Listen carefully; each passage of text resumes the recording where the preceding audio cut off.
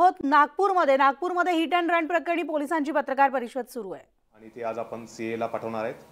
काल रात्री गुन्हा दाखल केल्यानंतर रात्री उशिरा त्यांना अटक करण्यात आली तिघांना। आज त्यांना कोर्टासमोर प्रोड्यूस करणार आहे आणि बाकी गुन्ह्याचा पुढील तपास करण्यासाठी आपण त्यांची पोलीस कस्टडी मागणार आहोत। हे जे आरोपी आहेत त्यांचं काय बॅकग्राऊंड आहे, याच्या पहिले काही गुन्हे दाखल आहेत का, कुठल्या परिवारातून हे लोक येतात? तिघं जे आरोपी आहेत तिघही नागपूर शहरातील आहेत। दोन जे आरोपी आहेत सनी चव्हाण आणि अंशुल डाले हे इमामवाडा परिसरातील आहे आणि तिसरा आकाश मेरोली आहे जो कामठी एरियातून येतो। याच्यापैकी जे सनी चव्हाण आणि अंशुल डाले यांचं यापूर्वी सुद्धा क्रिमिनल बॅकग्राऊंड असल्याचं दिसतं, त्यांच्यावर काही गुन्हे दाखल असं दिसत आहे। तर अजून त्यांच्या काही ॲक्टिव्हिटीज होत्या त्याचा आपण तपास करत आहोत। किती गुन्हे दाखल होते सनी चव्हाणवर आणि जो या संपूर्ण घटनेमध्ये चालक कोण होता गाडीचा? नेमका चालक हा अंशुल ढाले, हा सनी चव्हाण हा चालक होता गाडीचा याच्यामध्ये, जे प्रत्यक्षदर्शी त्यांच्या म्हणण्यानुसार। आणि सनी चव्हाणवर जवळपास इमामवाडा आणि इतर हद्दीमध्ये 7 ते 8 गुन्हे दाखल आहे असं कालच्या एक रेकॉर्डनुसार दिसत आहे आपल्याला। कोणते गुन्हे, कोणत्या प्रकारचे गुन्हे आहेत? हे बॉडी ऑफेन्सेस आहे असं दिसतंय त्याच्यामध्ये।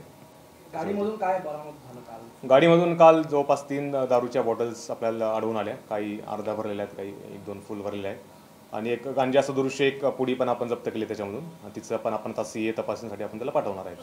गांजा चाललं होतं एक्झॅक्ट यांची म्हणजे काही पार्टी वगैरे होती का आणि याच्या अजून काही क्रिमिनल लोकेशनचं काही हे होणार? तर इंट्रोगेशन आपलं थोडं या फ्रंटवर बाकी आहे, कारण काल अटक केल्यानंतर त्यांना आपण डायरेक्टली मेडिकलला पाठवलं आणि रात्री उशिरापर्यंत मेडिकल अरेस्ट आणि दाखल करण्याची प्रोसेस सुरू होती।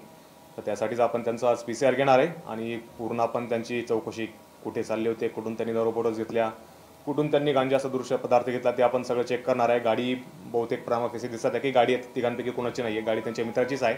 तर गाडी कोणाची आहे, त्यांनी कधी घेतली होती, विकत घेतली होती की वापरण्यासाठी घेतली होती की जस्ट वापरण्यासाठी घेतली होती, त्याचा आपण तपास करणार आहे। आणि याच्यामध्ये अजून कोणत्या व्यक्तीचा सहभाग असेल, जो कोणी गांजा विकत असेल किंवा इलिगल दारू विकत असेल, त्यांना कोणी तसं काय आढळून आलं तर त्यांना सुद्धा आपण याच्यामध्ये आरोपी करणार आहेत। कुठेतरी यांच्या गाडीतून जो गांजा सापडला ही तस्करीची मुवमेंट त्यांची होती का, तशी त्यांची पार्श्वभूमी पण आहे?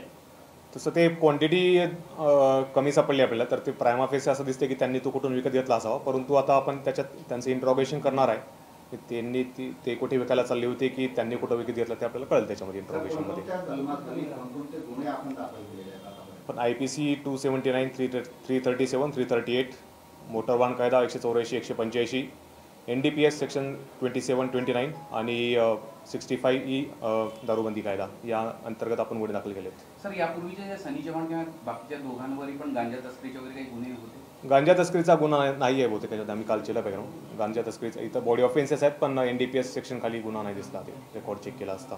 सर, एक नागरिकांचा संताप देखील आहे, ज्या परिसरामध्ये ही घटना घडली तिथं वाहतुकीची मोठी समस्या, पोलीस तिथं नसताना। बरोबर आहे, जिथे काल घटना घडली तिथे ह्या कंजेस्टेड एरिया आहे, तिथे वाहतुकीचा थोडा खोळंबा असतो आणि त्या परिसरात त्यांनी रॅश ड्रायव्हिंग केली, त्यामुळे नागरिकांचा संताप होता आणि त्यामुळे त्यांच्या गाडीची सुद्धा थोडी तोडफोड सुद्धा करण्यात आली होती। असं इन्सिडेंट घडला होता। सर,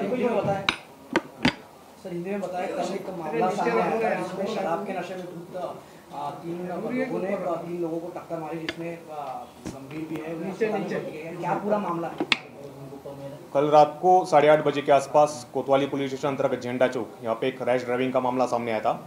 यहाँ पे रेनॉल्ट कार में जो 3 युवक गाड़ी चला रहे थे, उन्होंने 2 बाइकर्स को अपनी गाड़ी से धक्का दिया था।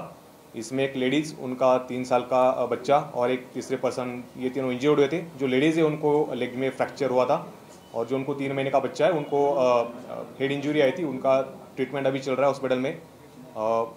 उनकी कंडीशन अभी फिलहाल स्टेबल है, लेकिन वो अंडर ऑब्जर्वेशन है, तो उनके